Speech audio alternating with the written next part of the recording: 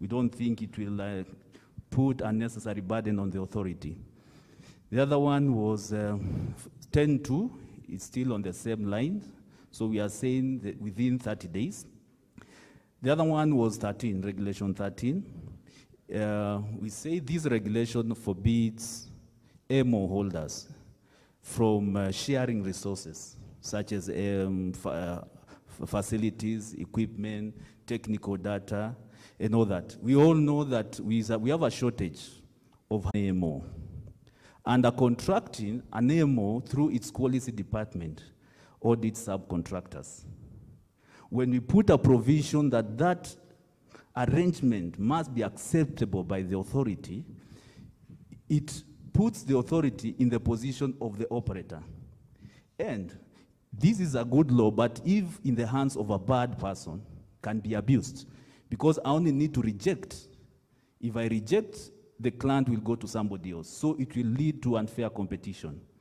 So we are saying the authority should retain the oversight and leave operators and AMOs to subcontract under their quality departments as per the detailed procedures in the NPM. The other one is 18.7.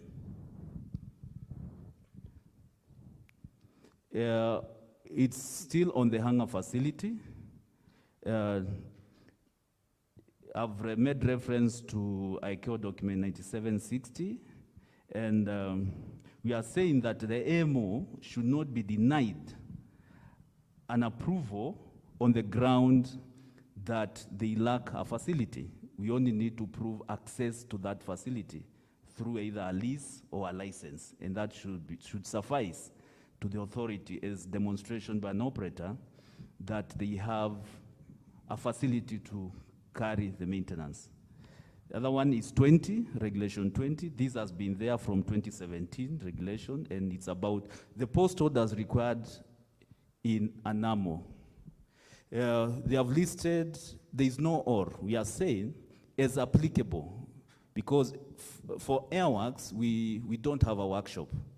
The reading of this regulation almost costed us a contract from an international client, because we were required, the regulation was clear that I should have a workshop manager. I had the head of maintenance, line maintenance, head of quality, head of safety, and the accountable manager. That is what I need.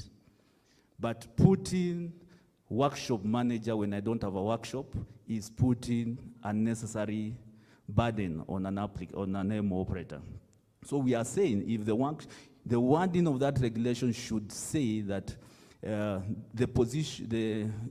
AMO should have the AMO referred under segregation cover, the approval. We replace the word as applicable. If I have a workshop, it will be applicable. If I don't have, it will not be applicable. The last one, I think, is Regulation 24.7, is on the recurrent training.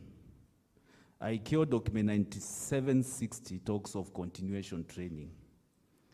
We've seen situations where KCAA inspectors have been demanding for 2 years. Yes, operators have been complying with the 2 year, but we are saying it is a necessary burden. Training is continuous. There should be no prescriptive limits set on an operator to carry on training that is outside the approved training program. The reason why I'm saying continuation training is always ongoing without a prescription is that as an AMO, if there's a need, for example, if we find engineers carrying out, let's say we have unscheduled removals of components, and you trace it back to improper installation, that will call for maintenance, the training.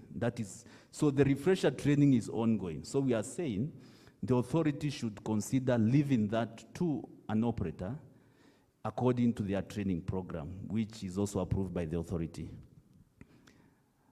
That's it. Thank you, Eric, for your submission. Okay, Amin. Thank you. Mine is just a question. All my concerns have well been articulated by Eric and Mr. Apod. Just a question. Does KCAA would like to see access to some of this information on facilities? Or you want us to have them? And I think that's a question that is coming out. An example is the subscriptions. Do you want us, every organization, to pay money to those organizations? Or you want us to have the most recent data, and we have access, and we show you access? I'm informed, I stand corrected, that the subscriptions for a Q400 can go as far as $40,000. Second, $60,000. Why can't we allow to pool resources together? What I'm saying is true, because some organizations have been forced. When we can have access from other sister companies or friends, that we must pay for ours. So just a question I'm asking. And the same thing boils down to the equipment that Eric is talking about. We can hire, we can get access, we can have contracts, we can have MOUs. So mine is just a question, really, for full clarification. Thank you. Thank you, Amin. I think maybe I can handle before more questions come from the floor. I can start with Fred and the concerns that Fred did send to KCA. I think majority of the questions that fall under Regulation 39 up to Regulation 43, this is on exemption. That is the title on exemption. You will find these exemption requirements in each and every set across. It's not only on AMO regulations, meaning that this is one function probably our CS legal will handle, because this is beyond the airworthiness, the technical part, but legal office is good to handle that one on exemptions. It cuts across all the regulations. This regulation has been there from 2013. It was there in 2007. It was there in 2018. And thank you, Fred, for raising it in 2022, that it is an issue. Yes. In this forum, in this 2018? Okay, I've not seen it. I'm sorry for that. Okay, our CS legal is there. I think he will take this matter up, cuts across all the regulations. When it comes to AMO certificate or validity, a period of 24 months, which we currently give for the foreign AMOs, this one was determined by the authority when we were not able to do all the functions like inspection of a foreign AMO within a year that we would be inspecting them. So this one is left by ICAO to be specified by the authority. And so your request that we equal the two, the foreign AMO certificate and the local AMO certificate to 24 months will be something good that we will discuss internally and give you a feedback on that one. Then on the occurrence reporting, there has not been a good technical guidance material to the industry on this part, and we are working on that, because now we have picked what ICAO has said in Doc 9760 and Annex 8 to this particular regulation number 36 on occurrence reporting, and we have said that the authority shall specify how this will be done. So you normally submit reports to the authority, and you have said clearly you don't receive feedback. There are some that receive feedback, but through a good technical guidance material, we will be able to standardize this procedure and mention exactly how this will be achieved. Then we have Regulation 35(1)A, which we have mentioned about subscription, and the recommendation to delete that as is. We will look at that internally, and then we will respond as you've said in writing. We will honor that. Then we go to Eric. Your submission just came in now. We haven't had time to look at them and add into these draft regulations. We will go look at it. But some of the things you have mentioned have already been catered for, like the facilities, and where you can show that you can access those facilities through contracts. It's already done in Regulation 17 sub 7. You don't have to have your own facility. You can enter into agreements with other operators. That one has already been done. The others regarding change, like using ye, or, unless, I believe legal office will also help us in the language there. So we will follow through to make sure it is done, and then we'll give you a feedback. The other issue is 8.3, where we are talking about application, at least 60 days. And you are requesting that we write 30 days. This, we will look at it, again in line with the current KCAA service charter, what it says. And of course, there are reasons why these days were put there.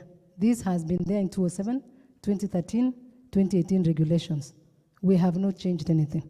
So we will look at it because it's a new thing coming from the floor. The other one is also to replace the terms, which will work with legal. And then 14.1b and 18.7. 18.7 we've mentioned that you can get these facilities from other operators through a contract. 14.1b, we will also look at what you have submitted. Thank you. And for the training part, this is Regulation 24, where training shall be done every 24 months. This is 2 years. We will look at it because some manufacturers, some vendors, some training organizations that offer training sometimes would give how much time you take out there before you come back for a continuation training or a recurrency. So those ones, we will follow what the manufacturer says. But for those that have not been specified, then 24 months would do. And so this will work with the legal office to expound on this to bring clarity on that one. And then for Amin, Captain Amin, the issue of access and subscription. The AMO must be able to access airworthiness data.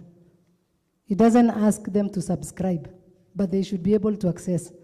But I'm looking at an operator who buys an aircraft. This aircraft comes with tools. It comes with manuals that you will maintain with. So then how do you get those manuals? Mostly through subscription. And ICAO in Doc 9760 will project. It's very clear that an operator shall actually subscribe to get those airworthiness data. And we have amended AOC regulations to include that part as per ICAO. But for an AMO, it's not a must. But they should be able to demonstrate access. Thank you.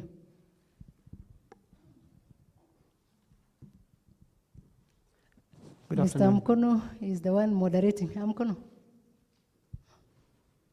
Good afternoon. There are so many hands up. So I'll carry on. Good afternoon, everybody. Madam, my reference is to Regulation 45 with regards to freelancing and the restrictions that are imposed upon freelancing of certifying staff. Obviously, the regulation is restrictive, and the request is that it becomes a bit more realistic, knowing the shortage of skill and availability of certifying staff.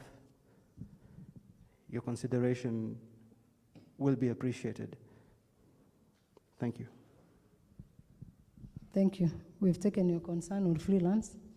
That's regulation number 45. Yes. Yeah, we'll look at it. Thank you. Yeah. Okay, hello, and Engineer Dairo Mogi here again. Now, I had requested for the inclusion of the EWIS and fuel tank safety trainings to be incorporated in the AMOs. And that was not incorporated because of applicability issues, which also I sent the FAA, their airworthiness directives And apart from it being best industry practice, it's very specific on the aircrafts. I'm saying this because I'm much concerned with the work being done, the quality and the safety. And what is happening currently is only human factors, which is mandatory. EVs and fuel tank safety are applicable depending with the aircraft type. I noticed that previously KCAA did not have the information, but I believe I've shared with the same. Maybe you can shed some light. What is the way forward? Because it would be something new in the country. Yeah, we looked at your submission on, that is electronic wiring interconnect system, and this is the fuel safety, fuel tank safety. And your proposal was that we should add this to the AMO regulations, that it is a requirement. But from our research and airworthiness directive from FAA currently that is in force, it has listed the specific aircrafts that are affected, meaning that if we put in the AMO regulation, we will mandate even a Cessna 172 operator to have this, yet it doesn't apply to them. So we left it at regulation number 24, where it talks about AMO training program, so that the AMO will come up with their own training program. If this AWIS and fuel tank safety applies to them, then we should be able to see the training in the program approved by KCAA. But we did not want to make it mandatory in the AMO regulations. Thank you. Yes. Thank you very much. Your presentation worries me a little bit in terms of why we are here today. You have had a lot of input from the industry. You've confirmed these yourselves. I'm probably getting it wrong, but my idea was that if we come here, we receive your feedback in terms of decisions which are made. You can say, yes, we agree with this suggestion, and on these grounds, we think that will be the case. You can also say, we don't really agree with this, and these are the reasons. In which case, if the proposer or the input giver had actually,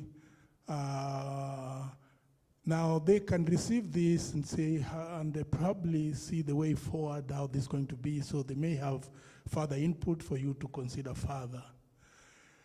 This is not happening in all cases, so I've been counting actually, since we started, the matters which have been received. Some have been quite good in terms of decisions made.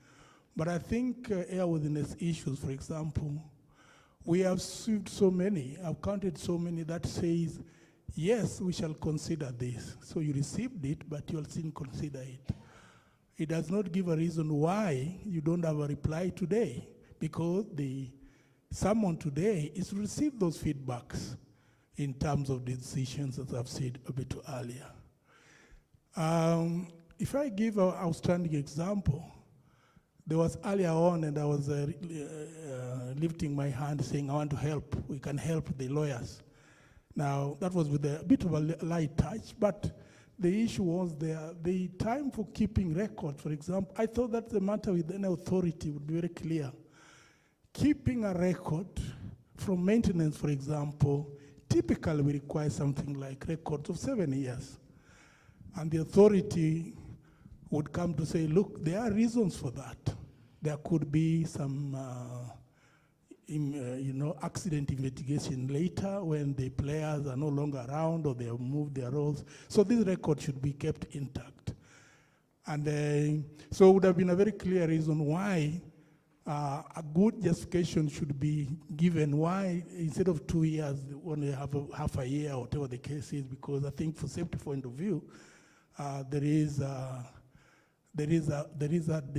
point to be made on that, because these are basic safety issues, keeping records for as long as possible. So I think like that. So I'm a bit worried that in absence of a number of these replies, Is there a suggestion there's going to be another forum again? And in which case, even if it was suggested so, one wonders what happened to the past submissions. And in fact, even when, for example, somebody said, look, I did send this on this date, 2018, this and that. Some have been acknowledged. Some seem to be not perhaps the attention of the presenters from KCAA. So what has happened to those? Many of these were submitted by email. Were they deleted? Were they not retrieved? Mine being a good example on a matter of training. We shall come to that later. But so there is this question.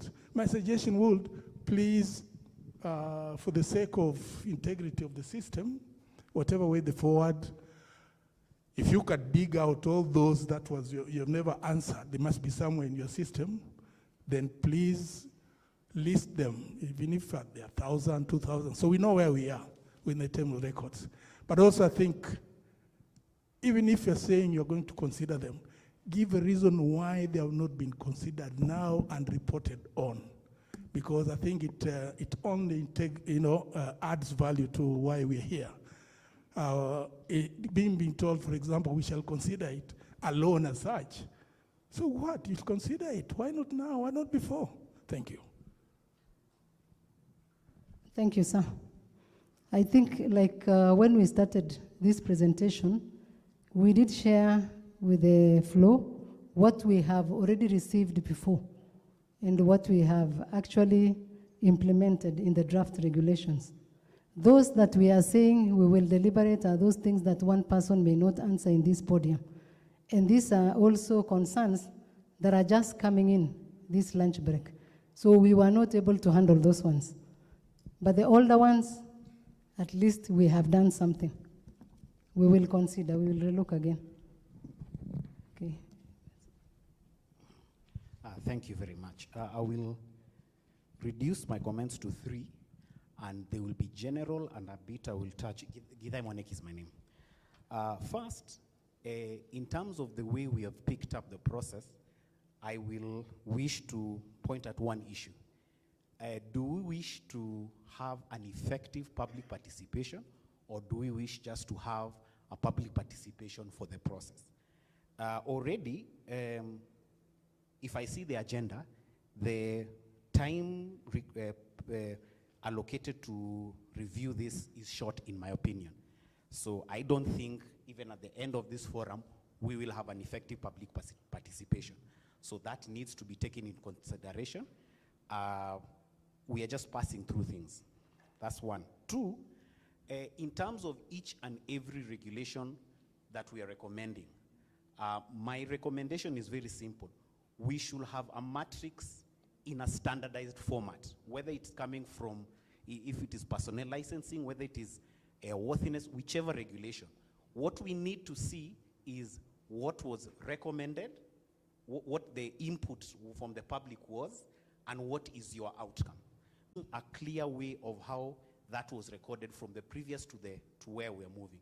So kindly, that is my recommendation.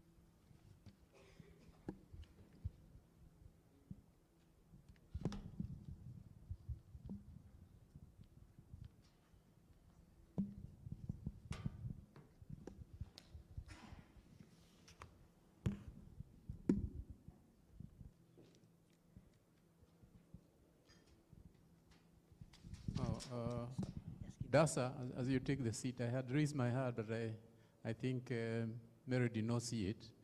I just wanted to, there are some engineers, aircraft maintenance engineers, who have been waiting to do their examinations for well over 3 years. 3 years. And yet they haven't done their exams or being called to do their exams. I don't know whether you're aware of that, but neglected. 3 years, I think you'll agree, is a long way to wait for exams. Thank you. Thank you. I think our Acting Director Aviation Safety will answer that one, especially on the exam. Which one has not been done with helicopters? Which one?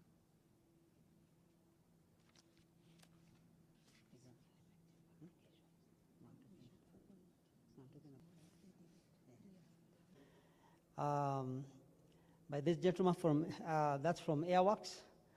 And most of them are issues that can be, that are here by acceptable, and some of them may not be easily adapted. For example, you talked about 60 days.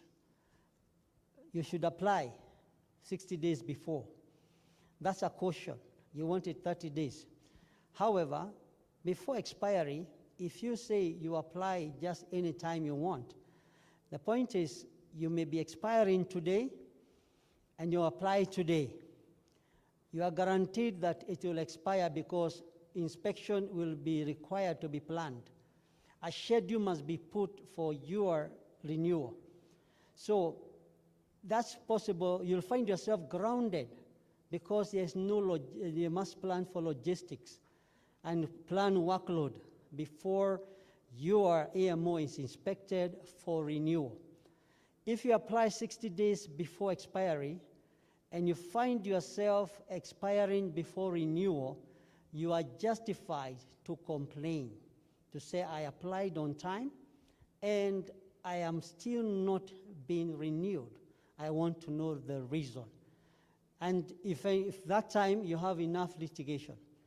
But if you just have no limit of which you need to apply for renewal, and you come anytime, you apply today, tomorrow you take us to court for not renewing, I mean, we have no basis because you have not given you timelines. So those are things to look at.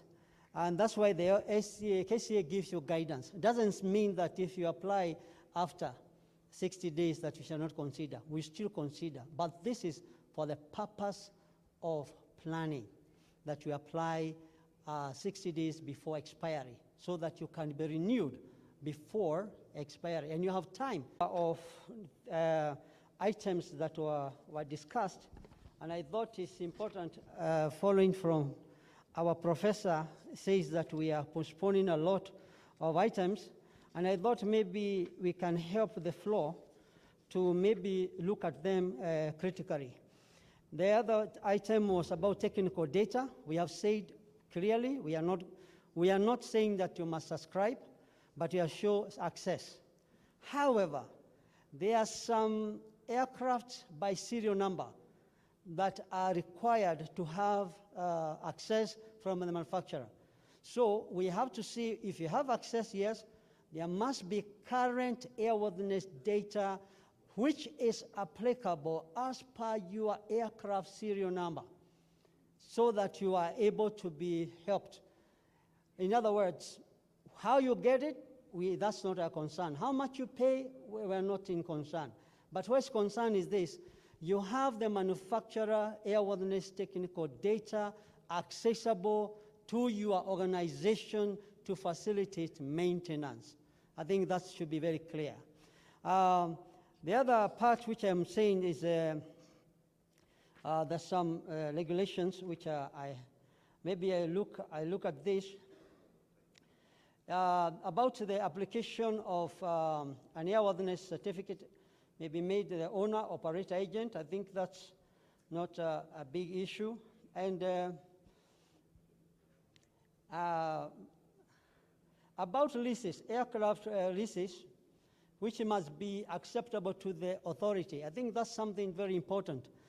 When you mean acceptable to the authority, just show that you have a lease that satisfies the intent of your maintenance or facility, access to that facility. So when it means it's acceptable, we are not going to limit, but we can give you guidance on the content of the lease, so that when you have a lease, you don't have a lease that says nothing. You have acceptable authority lease, a lease acceptable to the authority must meet the objective that you are safely covered in the objectives of safely maintaining your aircraft. And that's why we say that the lease must be acceptable to the authority. And these are some of the things we will see. So we can give you guidance on that, and you can maybe improve on that to show you what is acceptable to the authority. We talked about prescriptive validity limit. Before we read that, there's something else you mentioned that is very, very important. And that is about you are renewed for 1 year or a shorter period as the authority may determine. This is for your benefit, that you can be actually renewed for a shorter period. For example, you may be found with some certain incompliances.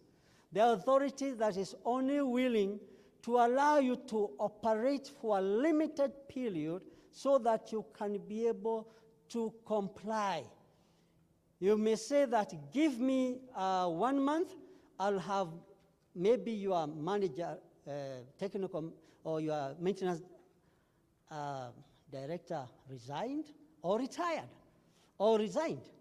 And the day of inspection, you do not have what? A maintenance manager on the floor. You have an acting one, for example, and you don't have one who is being verified according to meet the regulation standard of the CAA. So the authority may give you a shorter period. They say, we are renewing for you for 3 months and show that you may comply with this particular requirement. And therefore, if we stick to 12 months and we don't have a provision to give you a time to comply, then you shall remain closed. Because we can't give you 12 months because you don't meet requirements. But you can show that you have to meet this. There's level 1. Level 1, we don't compromise. That means you're out of order. Level 2, it shows that we can give you a limited time to comply. Level 3, we can give you also a limited time to comply. So those are things that you may want to shoot out from the regulation and find yourself shooting yourself on the foot. So that's some of the things I would like maybe to explain. There are quite a number of things that has been mentioned. I don't, maybe if my computer allows, there were some regulations mentioned by Mr. Fred Oport. Although he says that this could be his last time, I believe it's not. The gentleman is still very strong. Yeah, I believe he'll be here some more years to do it. And some of those items, they are, just 1 second, I see whether I can go back to them.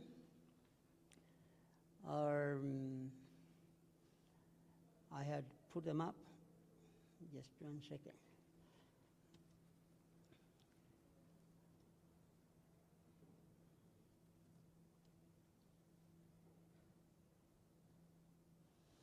So come back, sorry. So sorry, I passed it, but I'll get there in a minute.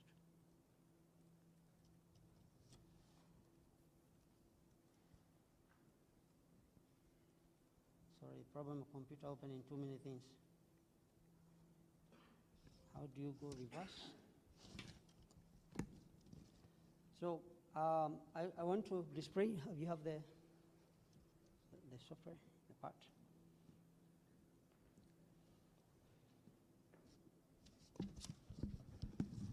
One second, I access it.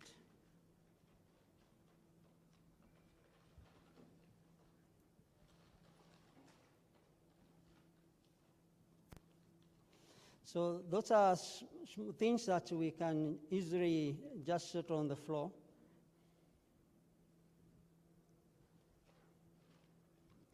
Okay, you can go ahead. Yeah, so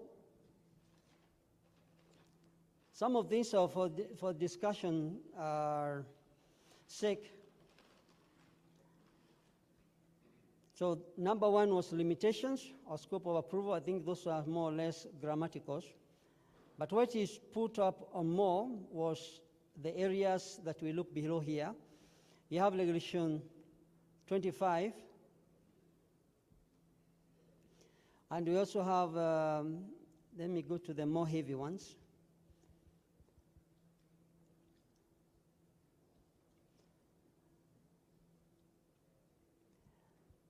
Yeah, so we have 4240. The subscription regulation should be struck off because it's simply unreasonable.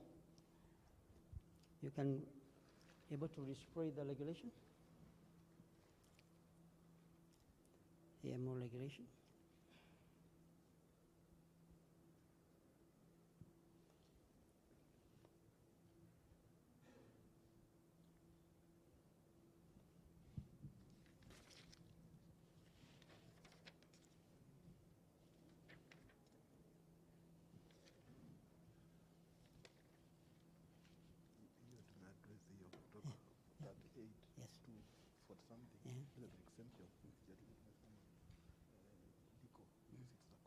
All the variations, okay. Okay. So the issues to do with the exemption, I think those ones we have already discussed, and we are saying that that one will be handled.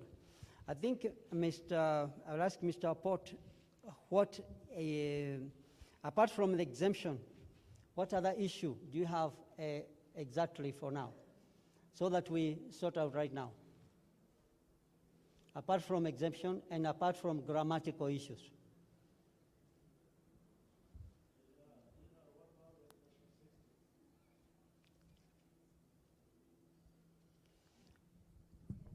Regulation 60, where you are prescribing a time limitation for appeal to the tribunal. I think that the tribunal issue, we leave it to the legal. However, there's issues of the statutory provisions that are there in our law. In that sense that if you are aggrieved today, example, your AMO was withdrawn because of findings, for example, you are given 21 days to appeal, but it cannot be indefinite, that you keep a case and then revive a case 2 years later. Because you are closed today, then you go hang around, and you feel then after 2 years, that's when you decide to take us to the tribunal because we closed you 2 years ago. The issue is this: when Matters and KCA gives you a letter and tells you this is our decision as a KCA, or we have given you what you call the resolution of maybe a penalty for a certain issue. Yeah, you are given 21 days to appeal. It happens, I'm not a lawyer, but it happens in every legal framework that if you are aggrieved, you are given, even in court of appeal, you are told that you appeal within so many days. If the judge makes a case, you are given so many days to appeal. If you don't appeal within the days, even you have seen in election law, in elections, if you don't appeal within a certain period, forget about that appeal. And that's the same spirit that is within the legal framework, and the lawyers in here can maybe advise us better. So that's the only thing, that if KCA gives you a decision which you don't agree with, you have 21 days to appeal to the tribunal. I think that's a bit clear. And you are next to you is a lawyer, our corporate secretary. Yes, and he can give us a better decision. In fact, he's more qualified than myself. When he speaks, I think I give way. Thank you. The only I understand about the issue of appealing. If I'm appealing to the department, the KCA itself, yes, you can put a limitation. Maybe use your microphone, please. Please use your microphone. If I'm appealing within the KCA for a wrong done to me, and I'm appealing to the Director General, that I have no problem. You can put a limitation to that. But I'm just curious as to why this one, which is to a totally different body altogether, a different statutory body, you know, why are you putting that 21 days, you know? Would the tribunal be bound by this? That's my question. Okay, I think since we already have the tribunal and one of our members of the tribunals are here, he can be able to advise, because there's appeal to the tribunal, whether we need to strike this out and say that somebody can appeal to the tribunal. Maybe we give ourselves the limit at which maybe you can appeal to the tribunal, or tribunal gives itself a limit. A tribunal can also address itself to the limit at which an appeal can be made after KCA makes a decision. I think you are a member of the tribunal and can assist us. Thank you. Yeah, thank you, Bonamohoya. But I think Oport is quite right. The limitations for appeal should be set by KCA to be limited to itself if you are appealing to themselves for a review of the decision they have made. But the tribunal, and I'm a member of the tribunal, have got their own rules and regulations, and they are independent completely. They are just at the judiciary and not answerable to KCA.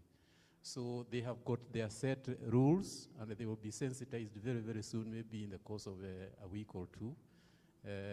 So they are not limited to a set date by the KCA. I think that is clear. So it looks like this regulation may need to be either amended or struck off, because it's talking about another institution, another organization, which is the appeal, which is the tribunal. And we are not addressing the tribunal here in this regulation. But we shall find out a way through our legal office to address this matter of the appeals to the KCA, other than appeals to the tribunal. I think that's understood. Yeah, just a point on that to what our good colleague has said. My name is Dr. Manana from Kenya Port Authority. The tribunals are guided by those regulations and statutes.